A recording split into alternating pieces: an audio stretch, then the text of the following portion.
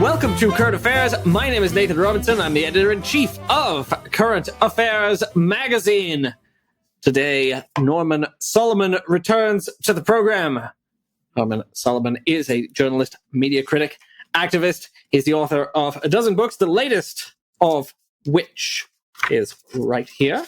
And it is War Made Invisible: How America Hides the Human Toll of its Military Machine. Available from the New Press. Norman Solomon, thank you so much for joining us on Current Affairs. Oh, a pleasure. Thanks, Nathan. I want to begin by just quoting a paragraph that stood out to me in your introduction. Patterns of convenient silence and deceptive messaging are as necessary for perpetual war as the Pentagon's bombs and missiles. Patterns so familiar that they're apt to seem normal, even natural. But the uninformed consent of the governed is a perverse and hollow kind of consent. While short on genuine democracy, the process is long on fueling a constant state of war. To activate a more democratic process will require lifting the fog that obscures the actual dynamics of militarism far away and close to home. To lift that fog, we need to recognize evasions and decode messages that are routine every day in the United States.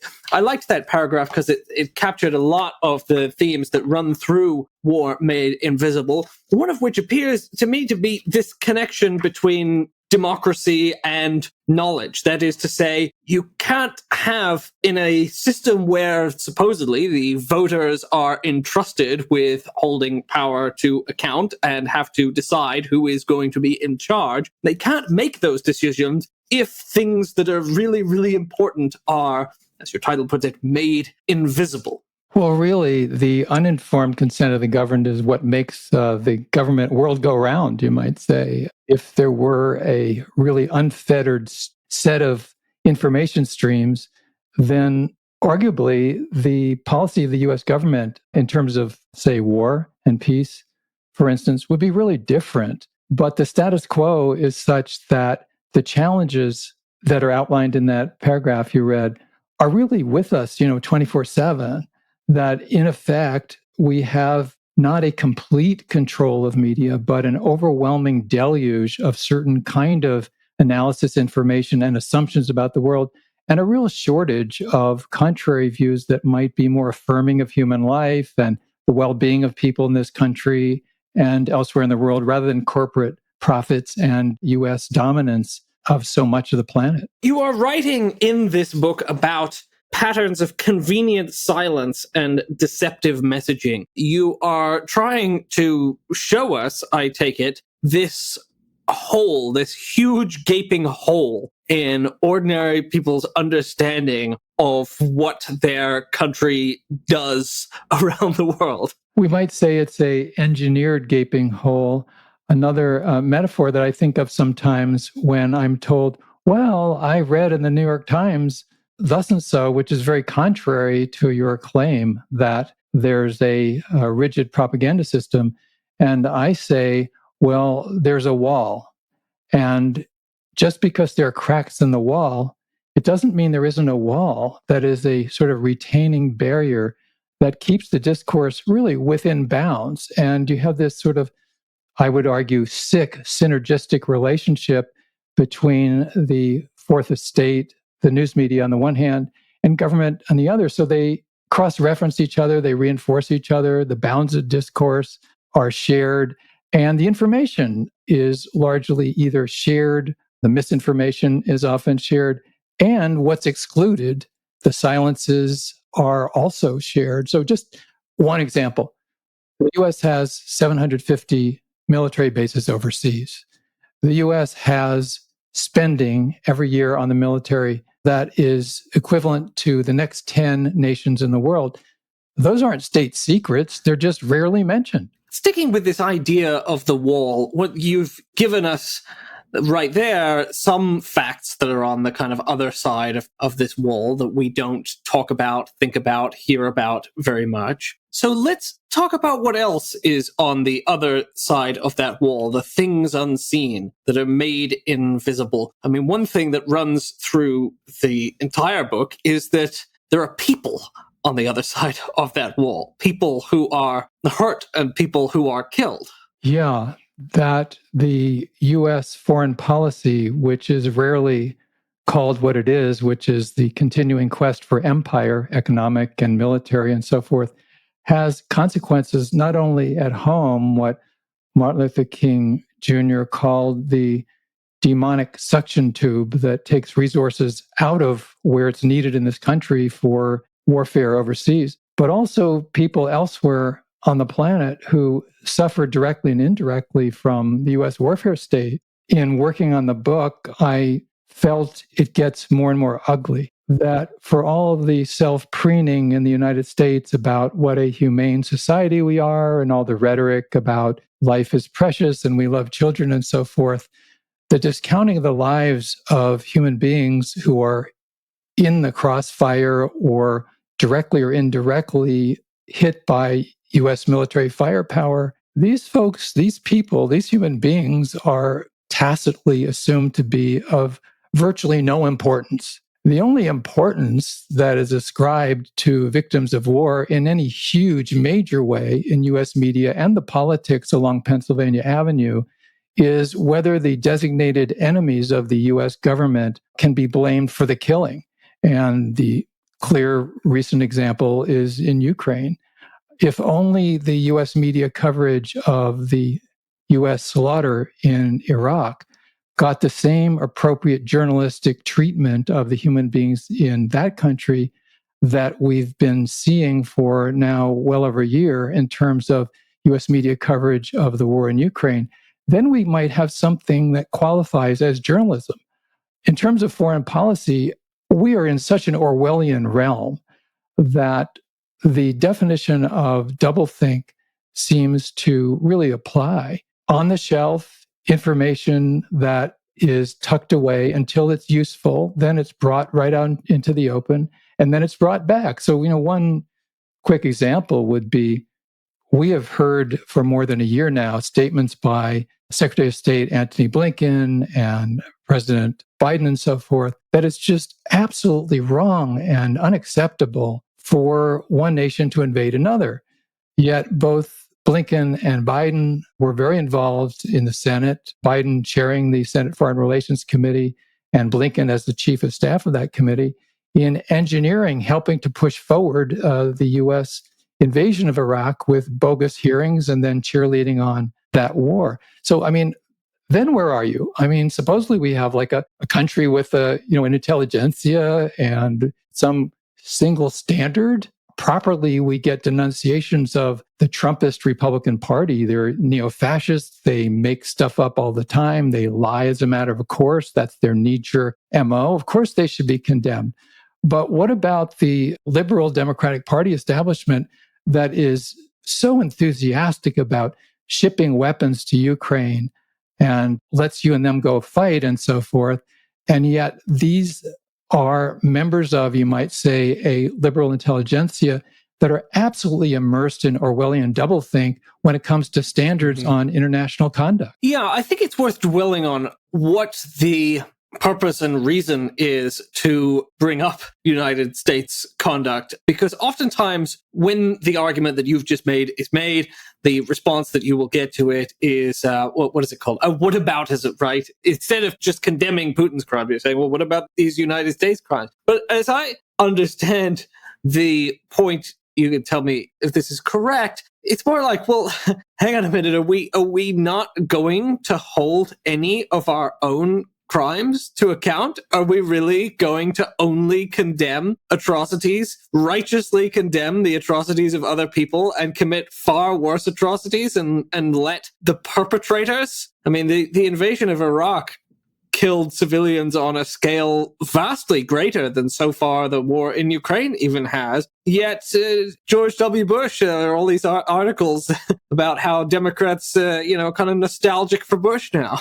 Yeah, very much. And I think it goes to some basic questions, that are hidden in plain sight, which is, are we going to have a single standard of human rights or not?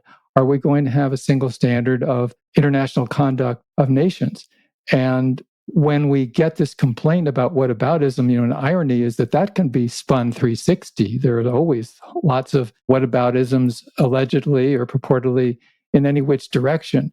But the fact remains that either we're going to have something that approximates, for lack of a better term, intellectual integrity or not. And one of the things that I think is so stunning and disturbing and appropriately enraging is that so much of the US media establishment, arguably almost all of it, and those on Capitol Hill, almost all of them, they've given up the ghost. They're not even trying to have a single standard of human rights. If it were otherwise, then the cries for Vladimir Putin to be tried as a war criminal would be augmented by the cries for instance, George W. Bush to be tried as a war criminal. But I mean, that is so far off of the realm of what's believed or asserted to be or assumed to be reasonable discussion. We're just way off the map as soon as we might raise anything like that. You cite in the book the example of cluster bombing, widespread moral outrage at the Russian use of cluster bombs in Ukraine, without mentioning that the United States claims the right to use cluster bombs. You cite just the extraordinary number of cluster bombs used. I think something like 13,000 with 1 point something million of the, cluster bombs have these, what they call bomblets, these little munitions. They're not really little because they maim and kill people, but buried within. So a total of millions of explosives dropped on Iraq within the first 3 weeks of the invasion. Just these horrendous weapons that leave, unexploded bombs for years that children find and are killed by. We claim the right to use this. We use them openly. Nobody's ever held accountable. And yet we thunder against the outrageous Russian depravity in using these horrendous weapons. We have this history that gets erased whenever we want it to be erased. And in this case, when the Russian invasion of Ukraine took place, the New York Times, among many outlets, just went into overdrive of condemnation over the use of cluster bombs, as the use of cluster bombs should be subjected to. Just horrendous weapons, a certain kind of ultimate depravity and cruelty in warfare that is so terrible for civilians, really. And yet that is a great example. Somehow the fact that the U.S., going back to the much ballyhooed and praised U.S.-led 78-day NATO bombing of Serbia, and cluster bombs were really part of that whole regimen. And then, as you mentioned, Iraq and Afghanistan were places that the U.S. used them. So what does that all mean? It's, again, how do we exhume what is buried in a meaningful way? There's independent journalism. We have outlets that are willing and able to do that, but we certainly don't have the reach that the main media outlets do. Yeah, and you highlight in this book the fact that the wall that stands between people in the United States and visions of the human consequences of US foreign policy, that there are lots of ways in which that wall is kept up. And one of them is that people who leak information, who have access to this information, who give it to the press and expose it to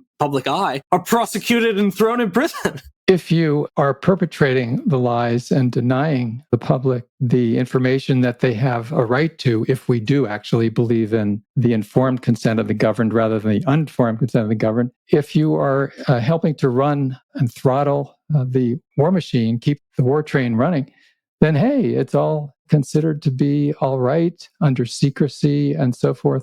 But exposure, and we have great examples, Daniel Ellsberg, Edward Snowden, Chelsea Manning. These are heroic people who no deed goes unpunished. The US government has gone after with a vengeance. And, to put it mildly, a double standard. And we're seeing that now in terms of Julian Assange as a publisher. He published stuff that the US government didn't want to see the light of day. We saw the so-called collateral murder video. US essentially, through its workers, its employees, flippantly and cavalierly killing people from the air in Iraq, and many other examples, cables and so forth. Okay, so Chelsea Manning goes to prison year after year after year for exposing that. And one would think this would be a crisis of conscience for people who take up the journalistic role and that's their profession. And yet there's not a lot of evidence for that. It's hard to bite the hand that signs your paycheck. And when you come into the profession, the model for what professionalism is what people are doing and not doing who are already more established in the profession. And I think that's what we're looking at right now in terms of US media. And in a sense, 'twas always thus. One of the most extraordinary cases that you cite in your book that I think that most people still don't know about is the case of Daniel Hale, which Daniel Hale, a descendant of the great American patriot Nathan Hale, and he has said that he feels like he's trying to do the same thing in serving his country by, in Daniel Hale's case, releasing information to The Intercept about the civilian casualties of American drone strikes, and that revealed that a lot of cases were classified as being deaths of militants, where in fact the United States military didn't actually really know that they had killed militants, revealed evidence that may have amounted to war crimes, prosecuted. He's in prison right now. Ilhan Omar has asked President Biden to pardon him. He has not been pardoned, despite having received the Sam Adams Award for Integrity in Intelligence. The United States government, the Democratic administration, keeping this man in prison right now for exposing information that the public needs to hear. Yeah, and Daniel Hale now, likelihood is he will spend several years in prison, sentence above 4 years, and he's put in with some of the most allegedly terroristic people in U.S. custody. It's not like he was put anywhere but in a very austere, punishing prison environment. It is ironic, his prior relatives, another whistleblower who I talked with and who I quote in the book, Sean Westmoreland, is a relative of the top U.S. general in Vietnam, William Westmoreland. And something that Sean told me is that as somebody who worked on the technology for relay of signals for drone strikes in Afghanistan, part of the model increasingly of the U.S. war apparatus is that nobody's responsible for everything or anything, and that there's a understanding that you're just a sort of a technological widget with no accountability whatsoever. You're just turning the screws, so to speak. You're just doing this little isolated, siloed job. And so there's no sense of not only accountability in a job performance sense, but moral accountability. And what Daniel Hale did is he said, I do have some accountability. And I know this, and I believe in democracy, and I'm going to step forward and share the information. I think one of the most moving pages of my book has the sentencing statement in it that Daniel Hale wrote with his own hand and gave to the judge. And he said, God help me, I could not have done anything else. And that, I think, is a really common theme that we hear from whistleblowers who have done these essential, creative, courageous things. It's that they felt they could no longer be silent. They had to take action not only in a minor way, but to the best of their ability. That's something that is a challenge to us. Daniel Ellsberg, who has unfortunately gotten a diagnosis of pancreatic cancer, does not have long to live.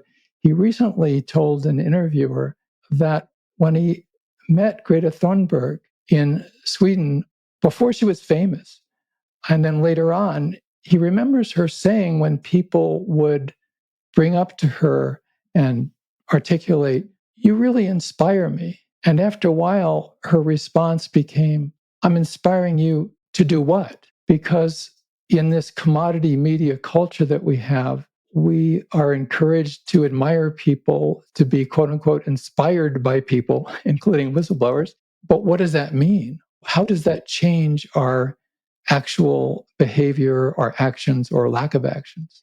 Yeah, Ellsberg has been particularly supportive, and you actually quote a conversation that you had with him at the very end of your book, and he asks a question there in that conversation that is going to stick with me, because he's talking about all of the propaganda, all the things that we don't know, right? And, your book shows, as we said, how the wall is built, how we are kept from the truth. But he asks of the American people, how much would they do if they weren't lied to? And I think that's a really interesting question, because we can say, well, we don't know, but then once we do know, what's our responsibility? And Ellsberg is someone who, the moment he did know and realized the truth about Vietnam that people weren't aware of, he realized that he had a moral obligation to risk life in prison. Daniel Hale is someone similar who realized he had an obligation. He couldn't stay silent. So I think that question of, once you know the facts,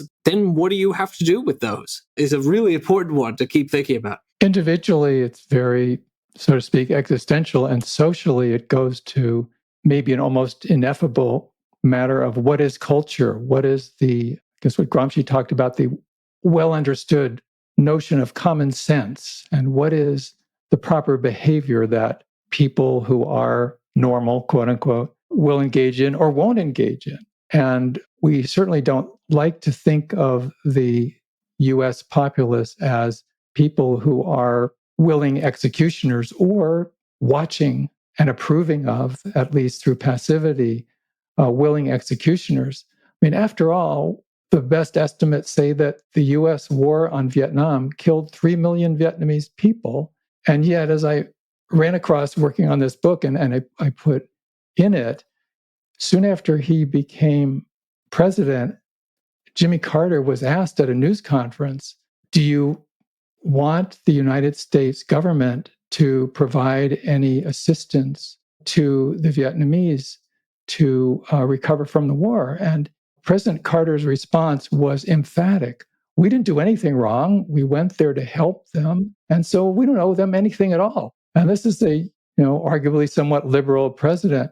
And that's sort of a default position that the US government in many different contexts takes, most recently with people in Afghanistan, where, as my book outlines, the US government basically stole several $billions from the Afghan people that belonged to the Afghan government that the US was supporting. And so it's better to, apparently, by the lights of the reigning sensibilities in Washington, to let Afghan people starve than actually help them out in a way that might make it seem that the United States owes them anything at all. It's more attractive to say, hey, we went there to help people and it didn't work out. Whoops. We accidentally committed mass murder again. You mentioned what Jimmy Carter said there about Vietnam, and you also quote him. Another part of his quote there is where he says, one reason that we don't owe them anything is because the destruction was mutual. And obviously, 50,000 United States soldiers died in Vietnam.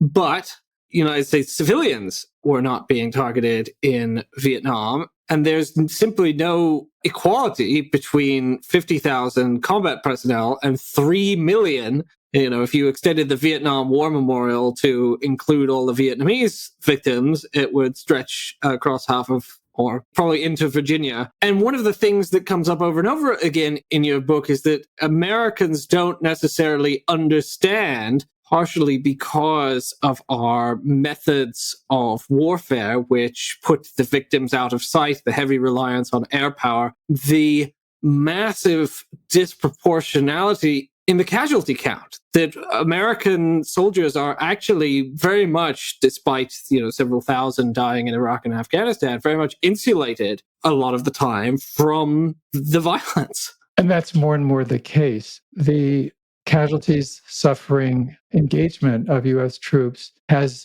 everything to do, in correlation with the magnitude of media coverage. That's, in the US, the main driver of coverage of any war, which is US ground troops being involved. Air war is considered by mass media and people on Capitol Hill and so forth to be a good thing. I mean, the perfect air war was the 78-day US-led NATO air war on Yugoslavia. And then there was a boast by President Clinton that not a single American died. How much more perfect can you get?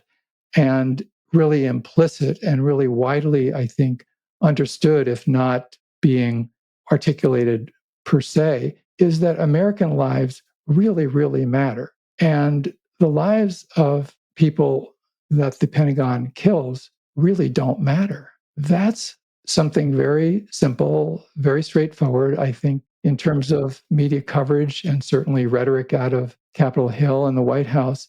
It's something that is believed, understood, embraced, propagated, and yet to even say that is not acceptable. It's sort of like the secret that isn't a secret, but we've got to pretend it's a secret, or to shift metaphors, the story of the Emperor's New Clothes, that you can see it, it's sort of understood, but it would be considered a transgression politically, socially, perhaps even patriotically, to openly point it out. One of the quotes that opens your book is from Aldous Huxley, and the quote is, "The propagandist's purpose is to make one set of people forget that certain other sets of people are human." And in this book, over the course of it, you look at various areas around the world and how the American news media, the American government, tries to make us forget that the people in those places are in fact human. More than ever, I think that's a powerful driver of the implicit messaging, the omissions, and the commissions. About 15 years ago, I had a book come out called War Made Easy. And when I embarked on this new book, I was, of course, trying to think of a title. And first I thought maybe it should be called More War Made Easy. And then I realized that, especially because, as you allude to, the US more and more has fewer and fewer boots on the ground, more and more reliant on air power, conventional bombing and drones and so forth, that it's the invisibility of war that is increasingly characteristic of what the hell is going on. I'm not saying that war was ever as visible through US news media as it should have been. There are many filters.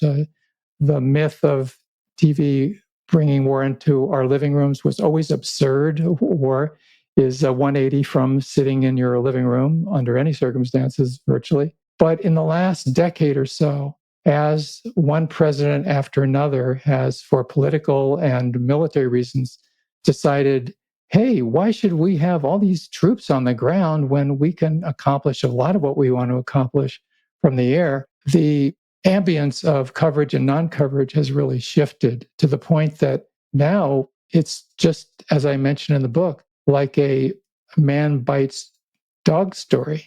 For the US to be somewhere bombing somebody is a non-story. And one of the myths that President Biden, with help from and to news media, has been propagating in the last 2 years is the United States is no longer at war. Soon after the withdrawal of US troops from Afghanistan almost 2 years ago, Biden went to the United Nations and said, we're turning the page. The United States is no longer at war. Well, this is a complete lie. And in fact, the US was actively engaged at that very moment in warfare and military maneuvers in at least 80 countries. At Brown University, the Costs of War Project has really documented that extensively. So I give the example that soon after that, Reuters did an article about the 2023 budget that the White House had put forward, and it referred to it as a peacetime budget. So if Americans aren't dying and it's an air war and the US media coverage is derelict, to put it mildly, it's not considered, it's not deemed to be a war whatsoever. Of course, the people who are suffering and dying from US firepower, they would beg to differ. Yeah, you discuss the bombing of Libya under Obama and the way that the need for congressional authorization was skirted through these arguments that we weren't at war because it was only our planes dropping bombs, and planes don't count. That's not a war. It only counts if our soldiers are at risk or dying. But the infliction of violence from the skies by the United States and its NATO allies, just as you say, it's an invisible war. That's not a real war.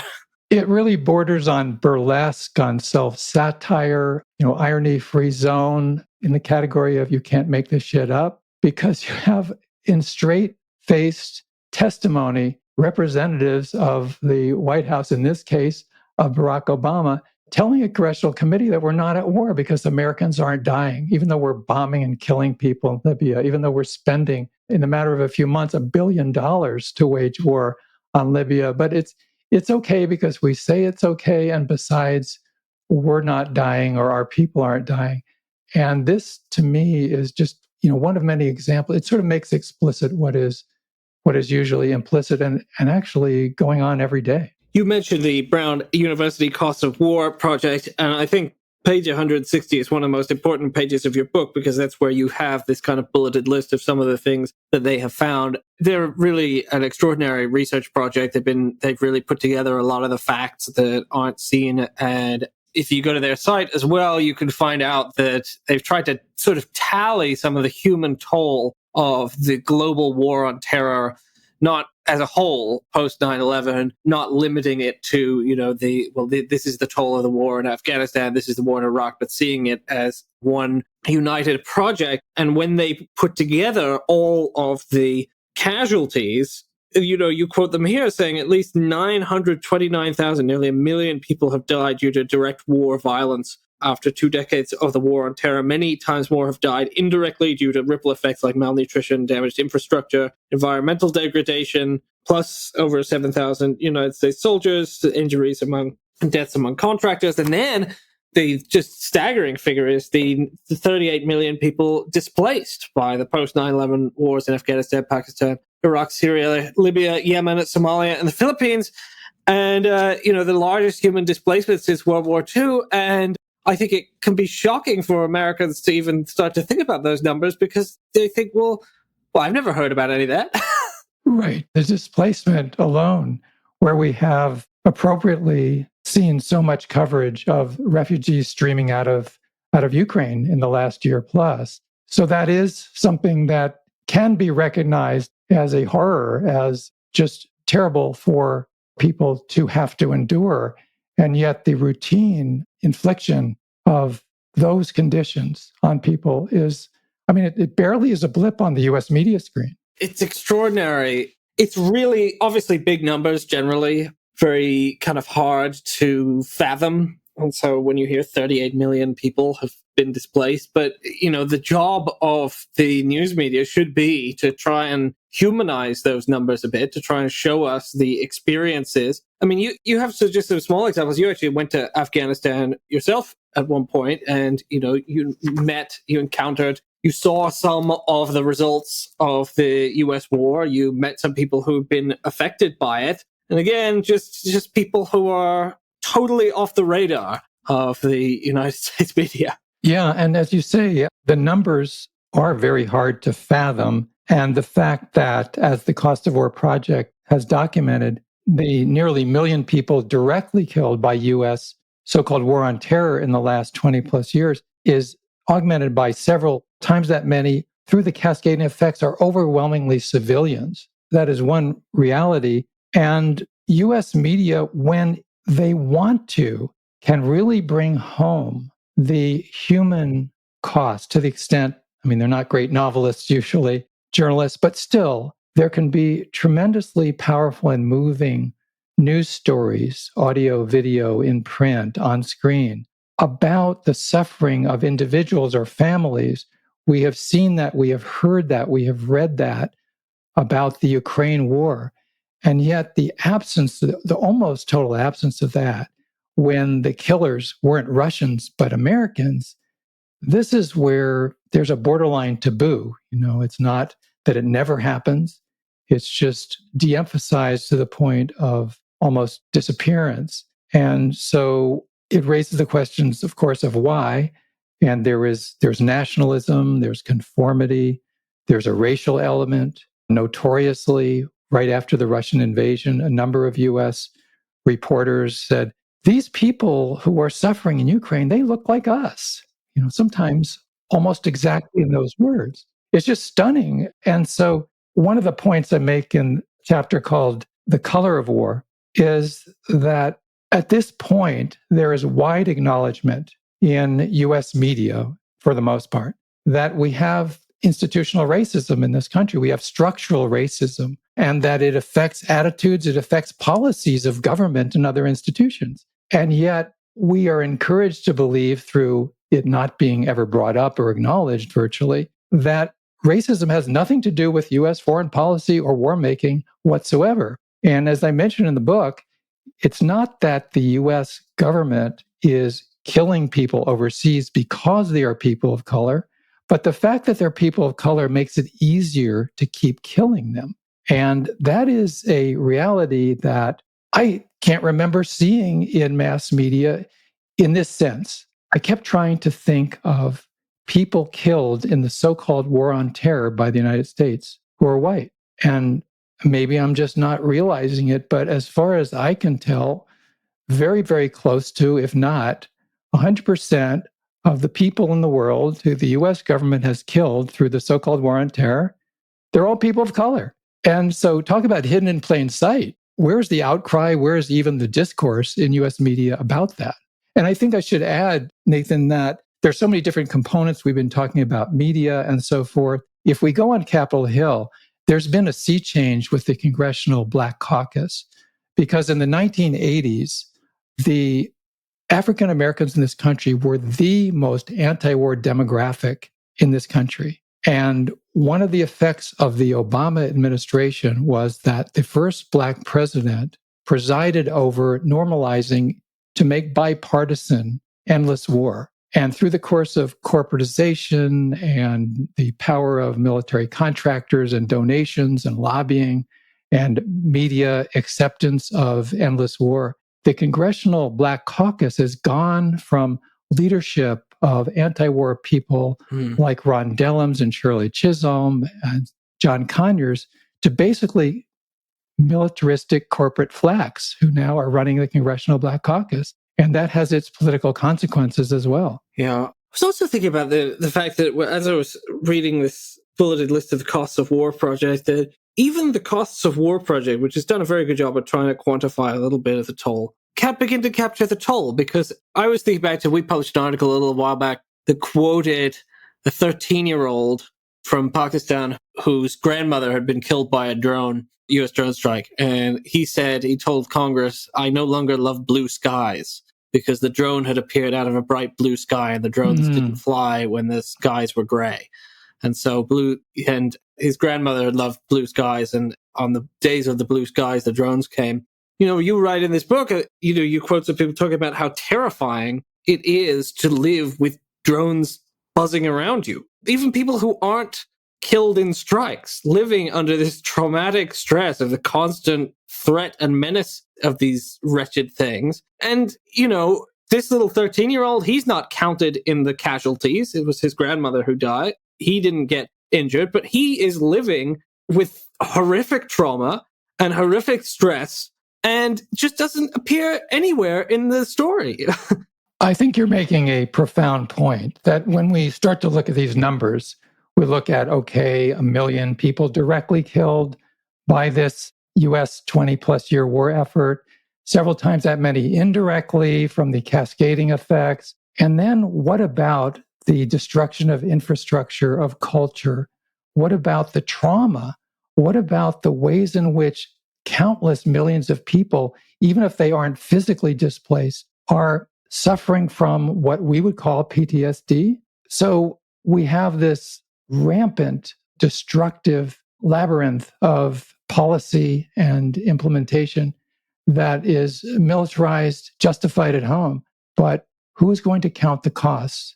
Which is to say, who counts? If this happened to people in the United States, there would be tremendous sense of martyrdom and victimization of the USA, and which 9/11 helped to encourage. That no matter what we do, as I say in the beginning of the book, 9/11 gave a sense of an embraced sense of absolution, that the United States, therefore, could never do anything wrong because 3,000 people had been killed.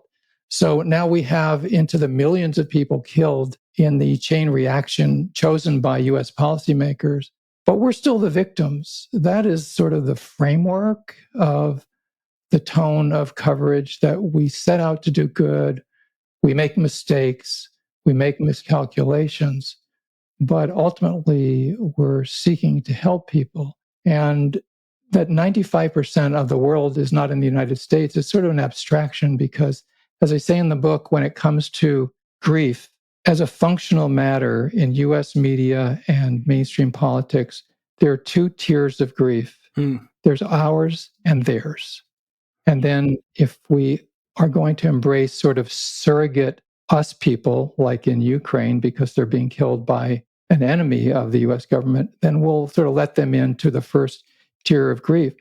Well, whether you call that intellectual, psychological, spiritual, or whatever, when it is the mentality and policy of our own society to say that our tier of grief really, really, really matters, and the other tier of grief is inconsequential, then what kind of human beings are we? Yeah. I think there is an understanding with regard to ourselves that if we saw somebody hit by a drone strike and saw a human being torn apart, that it wouldn't matter if we had been injured or killed. The very act of seeing it could destroy your life. It could give you PTSD that would haunt you for the rest of your life, just being present for an event like that. We understand that with regard to ourselves. And yet, for some reason, it's not applied elsewhere. In fact, you mentioned William Westmoreland earlier in Vietnam. I think he has an infamous quote about how life is cheap in the Orient or something. Yes, it's in the, I think, documentary Hearts and Minds, and there's footage of the grief of Vietnamese people at a funeral, and then General Westmoreland is making that comment. Well, there is so much that we don't see, and you document a lot of it in this book. We don't have time to excavate it all today, but we appreciate the service that you've done in making our invisible wars a little more visible. The book is War Made Invisible: How America Hides the Human Toll of Its Military Machine, available from the New Press. Norman Solomon, thank you so much for returning to Current Affairs. Well, thank you, Nathan, and many thanks to Current Affairs. We need you.